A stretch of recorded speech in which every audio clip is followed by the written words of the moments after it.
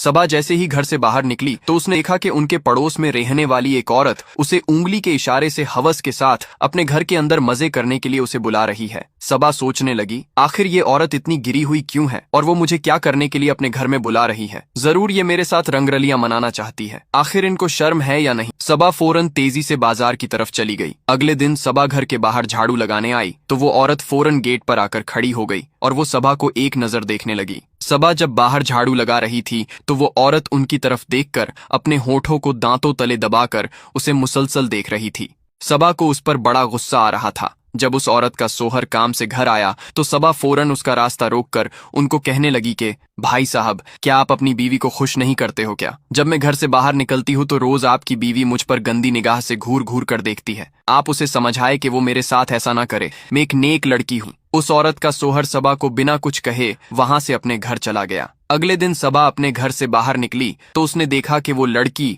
और उनका सोहर दोनों सबा को उंगली के इशारे से अपने पास मजे करने बुला रहे हैं। सबा ने जब ये देखा तो उसकी आंखें फटी की फटी रह गई। वो दोनों उसे उंगली के इशारे से अपने घर के अंदर बुला रहे थे। सबा फौरन गुस्से में घर आई और उनके सोहर को कॉल किया कि जल्द आ जाओ, मुझे अर्जेंट काम है। कुछ देर बाद सबा का सोहर घर आया तो उसने पड़ोसी औरत का सारा मामला बता दिया कि वो दोनों मिलकर मेरे साथ गंदा काम करना चाहते हैं। आज कुछ भी हो जाए उनको इस मोहल्ले से बाहर भगाना है। सबा उनके सोहर का हाथ पकड़कर उसके घर में ले गई। सबा ने उस लड़की से कहा, अब बता तू मुझे रोज गंदा इशारा क्यों करती है? क्या तेरे सोहर में दम नहीं है? और आज तो तुम दोनों मिलकर मुझसे ऐसी गंदी हरकत करते हो। क्या तुम दोनों में शर्म नाम की कोई चीज है या नहीं? सबा की ये बात सुनकर वो दोनों जोर जोर से हंसने लगे। सबा ने उनके सोहर से कहा कि आप क्यों चुप खड़े हो? इन दोनों को आप कुछ बोल क्यों नहीं रहे हो? वो शख्स सबा से कहने लगा कि भाभी जी, ये कुछ नहीं बोलेगा और हम नहीं बल्कि आप इस मोहल्ले को छोड़कर चले जाओ। सबा कहने लगी कि क्या मतलब है आपका? आखिर मेरे सोहर ने क्या किया? वो शख्स कहने लगा कि हम दोनों मियाँ बीवी इनको सबक सिखाने के लिए ये नाटक कर रहे थे।